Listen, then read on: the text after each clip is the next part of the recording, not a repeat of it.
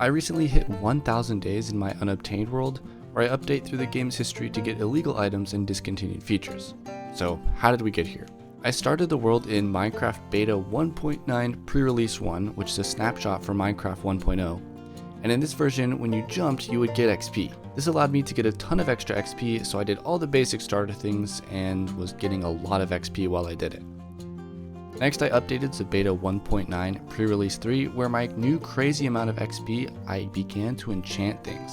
And it turns out in this version, when you enchanted anything, it would just be this little enchanted look, so I made a set of armor with feather falling 1 on everything.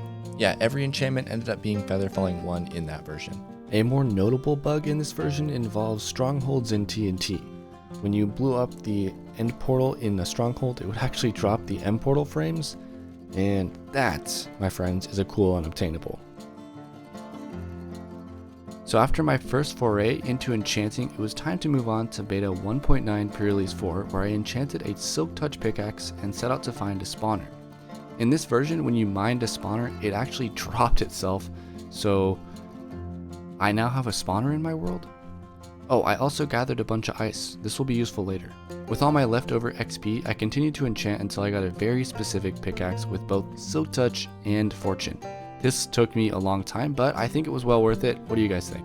Before updating to Minecraft 1.0, I had one last thing: invalid chest block configurations. In the 1.1 snapshot 11W49A, there was a very powerful debug feature left in, and basically if you pressed B on your keyboard, you'd be put into creative mode. So I did that, and I didn't actually use it to break my world or anything. I just grabbed all the spawn eggs from the creative menu, and yeah, I now have access to those in survival.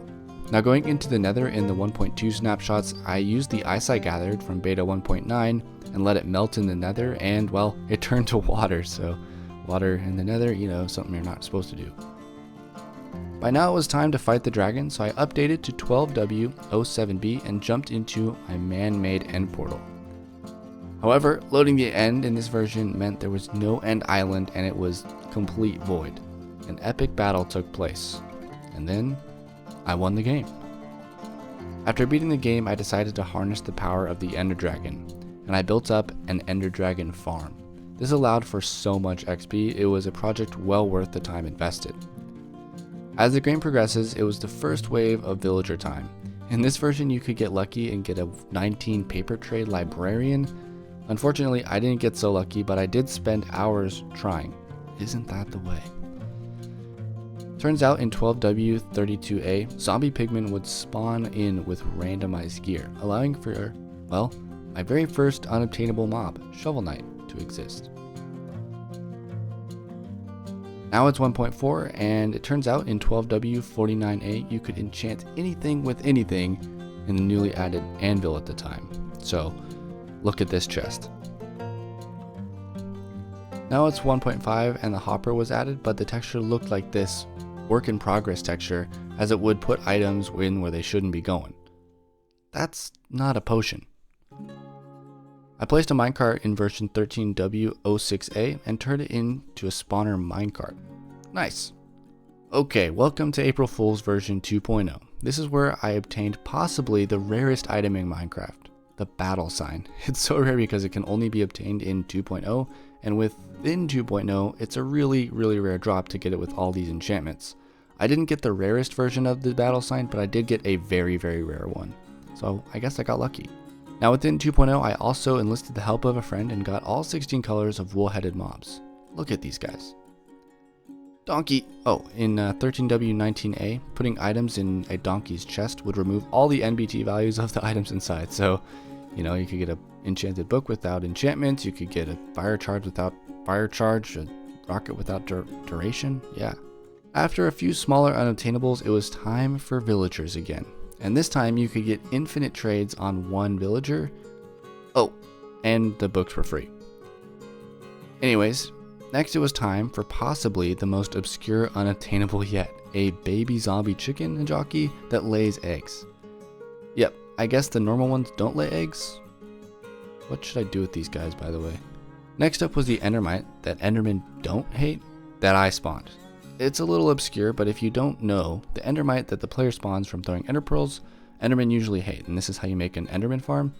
In this version, the endermite must have signed some sort of peace treaty. I don't know.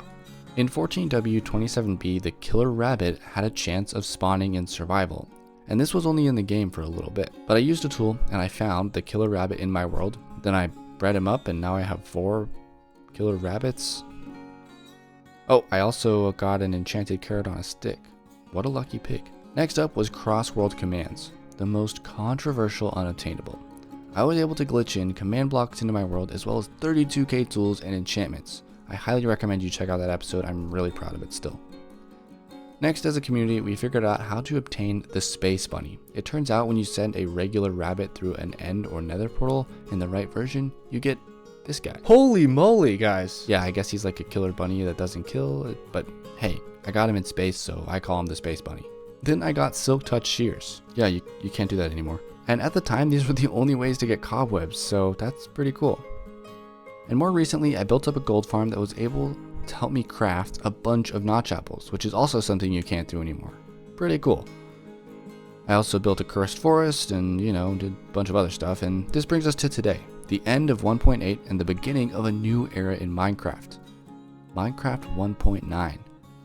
It's a perfect time to join the channel and see all the new unobtainables from 1.9 and onwards, so if you're interested, go ahead and check it out.